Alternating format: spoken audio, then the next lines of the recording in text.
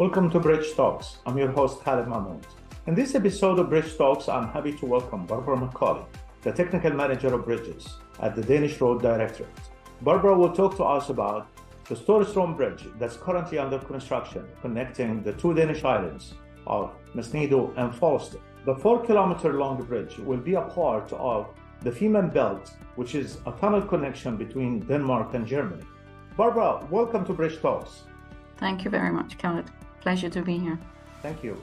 When we met in Scotland, in Glasgow, at the Bridges Scotland conference last November, in November of 2022, you told me the good news that piers start coming out of the water and construction is progressing. Where is the process is at now? Well, at the moment, we have about 60% of our foundations in the sea and piers going up.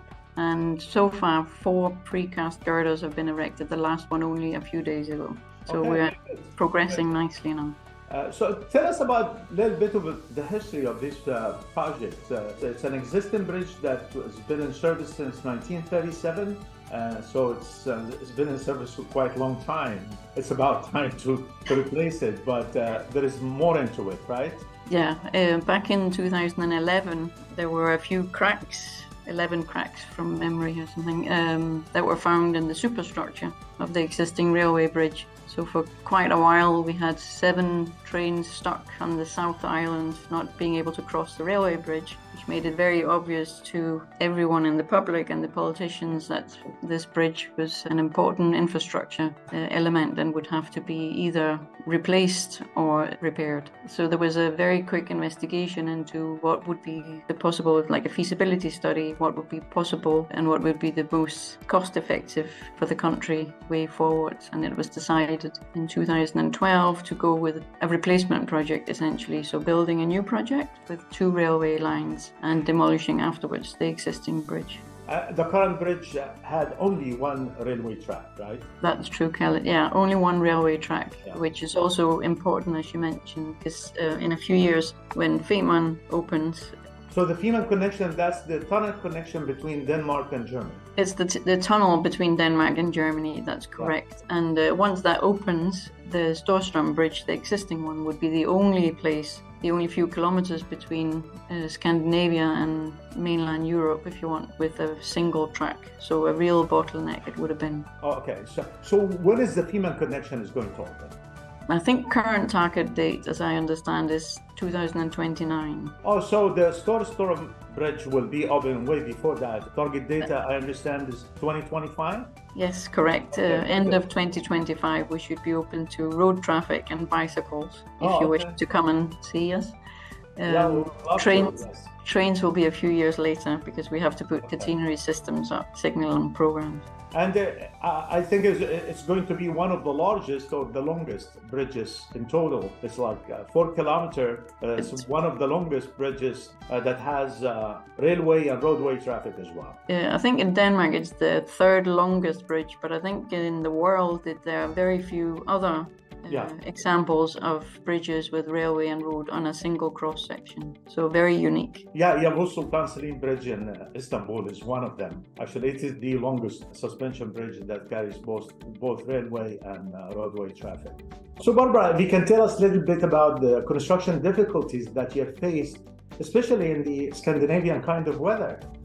Yes, it's not the Bahamas. It can be very cold and very windy.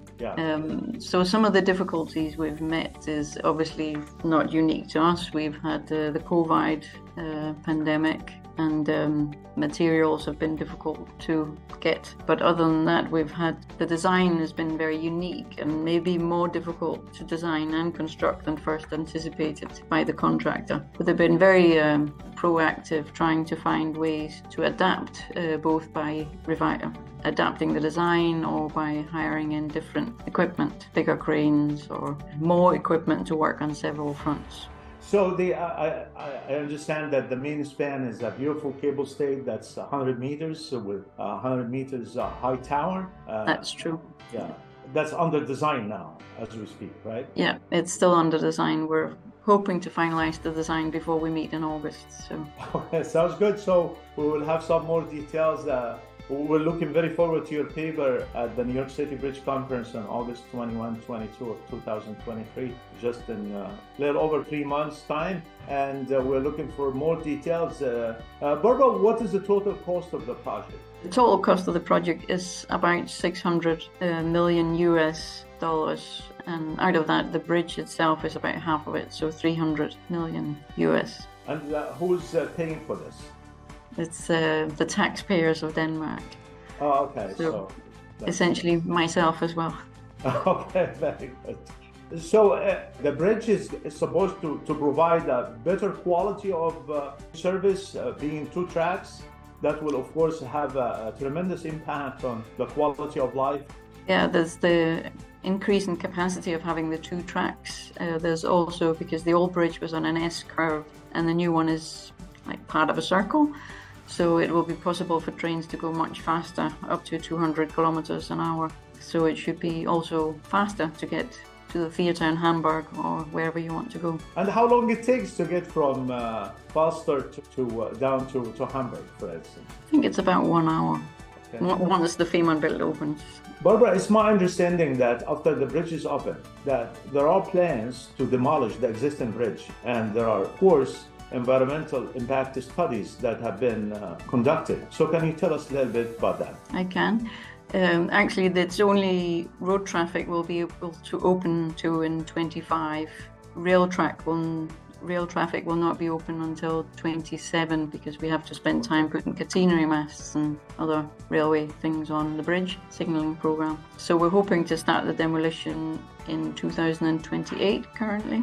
We have done an environmental impact assessment, as you said, as part of the combined project, looking into both the marine environment in the area and the neighbours as well. And we've looked into different types of demolition demolition methods, whether it would be to cut every single span, lift them onto a barge and take them into land before disassembling them, as well as different possibilities for demolition of the piers, the existing piers, from using explosives to wire cutting. How much concrete can be left on the seabed? Will it be a natural reef that will be a benefit to the area, or does everything have to be picked up? And there's still discussions ongoing as to how much we can leave behind. There's also a lot of interest from local people in reusing parts of the old bridge, whether it being the arch as a monument somewhere or an existing bridge span for somewhere else. I'm not entirely sure that's a financial gain for any project to receive an old girder they first have to refurbish and then build new substructures. But it's definitely being investigated. That's interesting. It's something like the High Line in New York. I don't think so. Almost, yeah. Okay, sounds good. Yeah. Well, that sounds very interesting. We are looking for more details when we see you in New York City in August. And thank you very much for your time, Barbara. It was a pleasure. Looking forward to seeing you again. Thank you.